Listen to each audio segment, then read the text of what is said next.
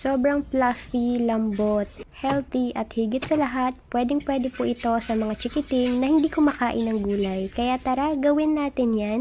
Dito ay kailangan lang natin ng 1/4 na kalabasa. Tatanggalin lang natin ng buto, babalatan at syempre ikakat natin yan into cubes, yung maliliit lang. Pagkatapos ay ilalagay natin sa ating steamer. So, i-steam natin yan para lumambot. Steam natin yan ng 20 to 25 minutes hanggang sa lumambot guys. Yung alam natin na pwede na siyang i-mash or madali na siyang i-mash.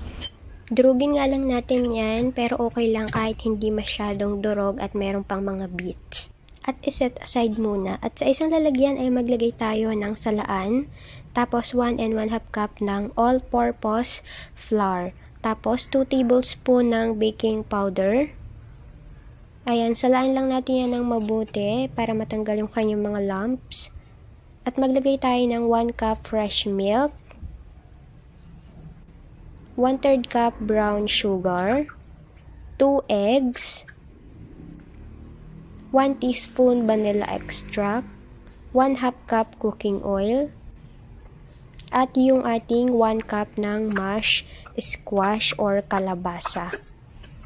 At maglagay din tayo ng 1 cup condensed milk. Kayo na lang yung bahalang mag-adjust guys ng ating mga ingredients. Kung kayo ay natatabangan, pwede kayo magdagdag ng condensed milk or asukal.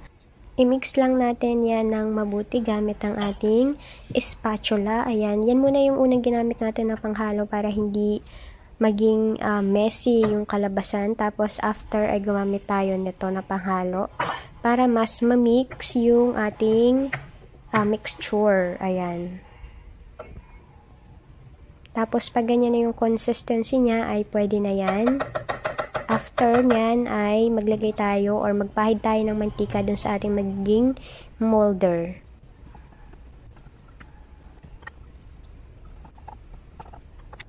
Tapos ilagay na natin yung ating mixture kanina.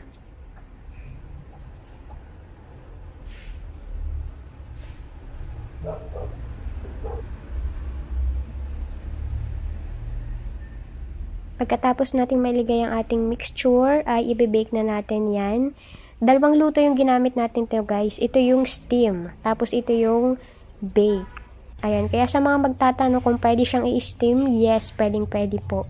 Dalawang luto yung ating ginawa dito, steam at bake. At yan, luto na din yung ating steam, tapos ito na yung ating na-bake. O diba? Para siyang mga mini pancake nung naluto na. Ang ganda ng itsura.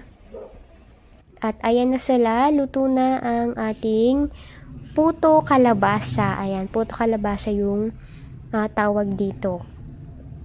Tapos gumamit din tayo ng ibang molder. Ito yung na-steam natin guys. Korteng heart shape yung ginamit nating molder dyan. Ayan na, o diba? Ang ganda ng shape.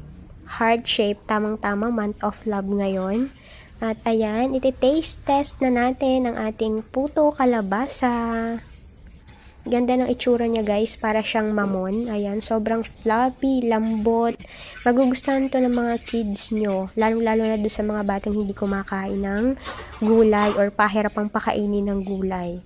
Ayan, pwede nyo gawin to. Disin nga, ilalagyan ko rin ito ng malunggay. Pero hindi siya available kaya hindi natin nalagyan. At ito yung heart shape o diba ang ganda. Parang mas okay yung alsa ng ating na-steam.